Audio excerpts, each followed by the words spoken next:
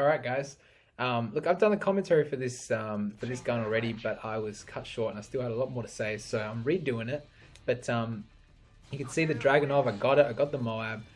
It's the hardest gun in the game, and I said in some of the previous commentaries that the Dragunov is going to get its own special commentary just about the way I actually got it and how hard it was to get it.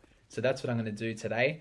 You can see I got the gold with it. It's the second gun that it took me to get gold with this gun.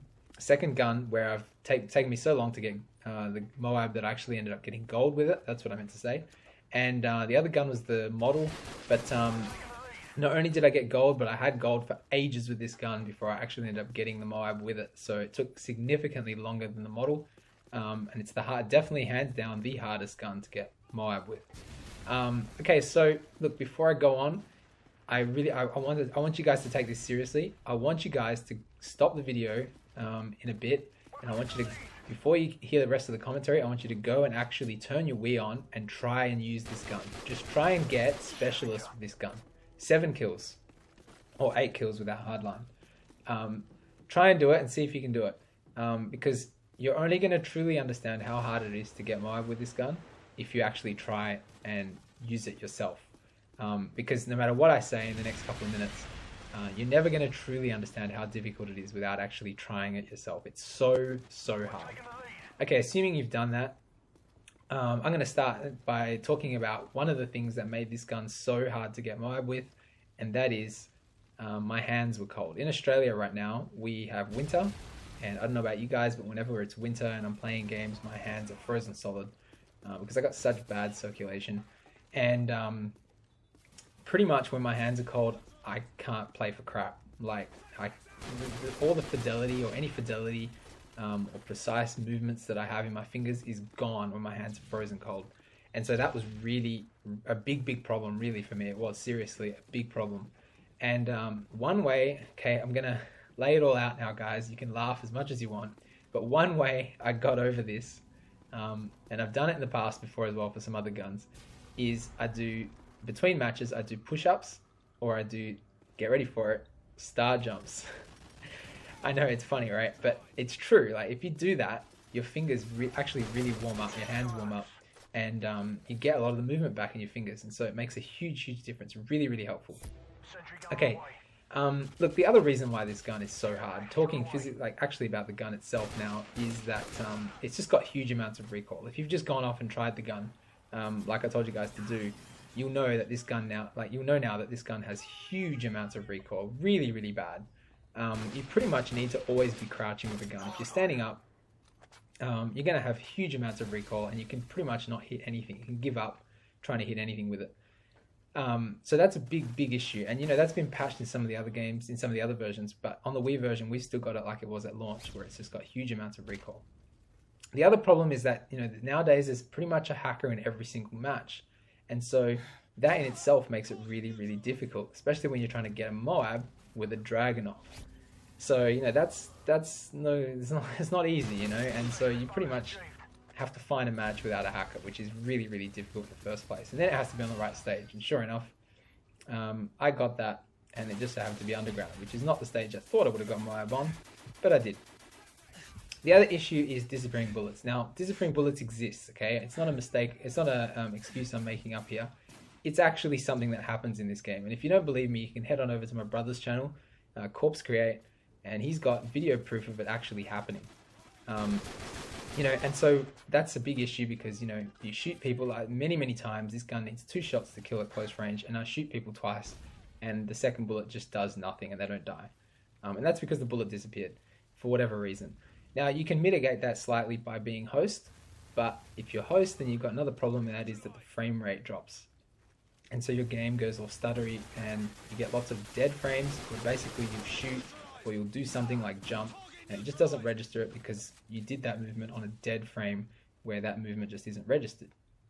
So that's the other problem, you either you go for host and you don't get any, or you get very few disappearing bullets, or and you get massive stuttering and stuff, or you try your luck without being host, but then you get disappearing bullets. So it's you can't win. It's really tough. Makes it much harder than it should be. Okay, the other thing that makes this gun so hard is the way the game organizes teams. Now, I don't know if you guys have noticed, but basically this game sort of decides who is on which team based on your score. At least that's what it looks like anyway. So pretty much it'll try and even out the score. So if there's two good players in the match, it'll put one of the good players on one team and it'll put the other good player on the other team, because one good player will have a high score and the other good player will have a high score. If you have an incredibly good score, like I have, and there's 2, 3 good players in the lobby, it'll put all of those 3 players on the other team to try and balance out your incredibly good score.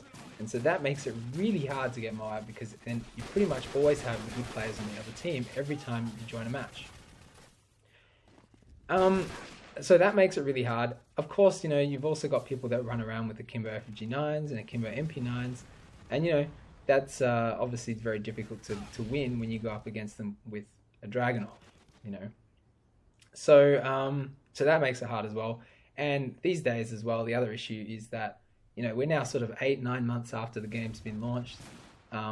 Pretty much the only people that are still playing, at least in Australia, are the good players, the hardcore players, the people who, live and breathe Call of Duty, people who, jump on YouTube and watch videos, people like you guys.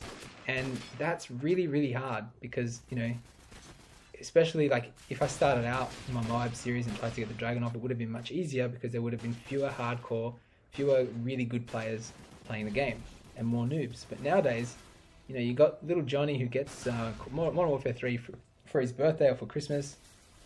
He would have played it for like 3 weeks and then disappeared and stopped playing. Nowadays, you don't get that anymore. It's pretty much just the good players left. And so it makes it really hard to get m.o.a.b with any gun, but especially the Dragunov, because it's already hard to get m.o.a.b with it, even against noobs. So with this gun, I tried all sorts of setups. I mean, I tried heartbeat sensor. I tried silencer. I tried starting with assassin. I tried, focus. I tried kick, starting with kick. I tried extended mags without extended mags. 2 attachments, one attachment. I tried even, believe it or not, reg scope to see if that would mitigate the recoil. But no matter which way I went, no matter which setup I tried, I just had so much difficulty trying to get m.o.a.b with the gun. But eventually I found that the best setup is the setup I'm using here, where basically I'm using extended mags with ACOG, and basically I was just going close range with the gun rather than really far away. When I started off, I actually was playing the gun very similar to how I would play other sniper rifles. I was holding back, I was playing stealthy, I was taking really long shots on people, trying to get long lines of sight, stuff like that. But ultimately it just didn't work, and I found that the best way to play this gun, was close range. And that leads me to my next point. This is the only gun where I've ever had to actually research how to play it.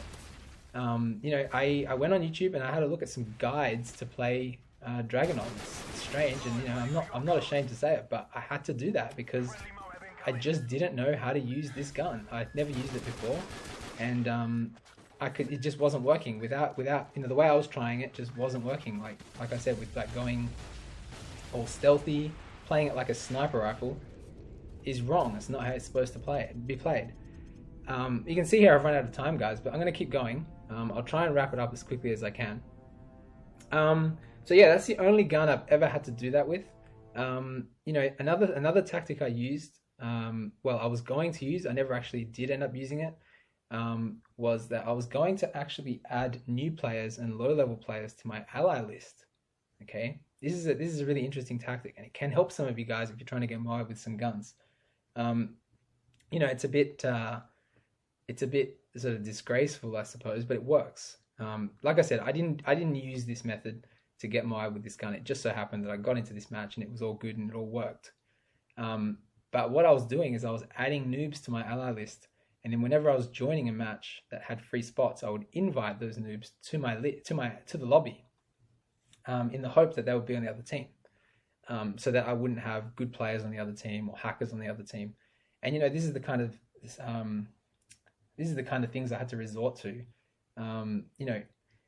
Something I wouldn't have probably had to resort to 3-4 months ago, But these days, it's something I seriously considered doing because, like I said, there's so many good players nowadays around, and there's so many hackers around. That's the big problem. And so this was one way to sort of avoid that. Of course, there's also the other issues that really plague all the other guns as well, and that is, the score being reached too soon, because you've got good players on your team, and they're obviously, racking up score so much quicker, so fast, And I suffered that with some of the other sniper rifles like the RSASS. And of course, there's also where you just die, because of something lame like Dead Man's Hand. But I particularly remember I died from a stealth bomber on Resistance on one match where I was 18 kills, and I was pretty certain to get the MOAB on that match. But there was a stealth bomber. It got called in. I looked up, I looked around, and I couldn't find it, and it just so happened to land right on top of me. So it's just bad luck. But that makes it hard. Like this kind of stuff makes it really, really hard to get MOAB with it. I tried to get MOAB with this gun across probably 3 days. And I actually dreamt one night that I got the MOAB, but that it wasn't recorded. Thank God it was a dream, but luckily it didn't actually happen. It has happened in the past with one of my MOABs, but thankfully it didn't happen with the Dragunov. But yeah, other than that, you can see like in this match, what I did is a lot of spraying. I did a lot of spamming the gun, and it looks easy, it looks noobish, but actually, if you've played the gun, if you know how it works, it takes a tremendous amount of skill to be able to do that and still be able to tame the recoil. But anyway, guys, look, I'm not going to keep you for much longer. I know you've been staring at a black screen for a while now. So thanks for watching, guys.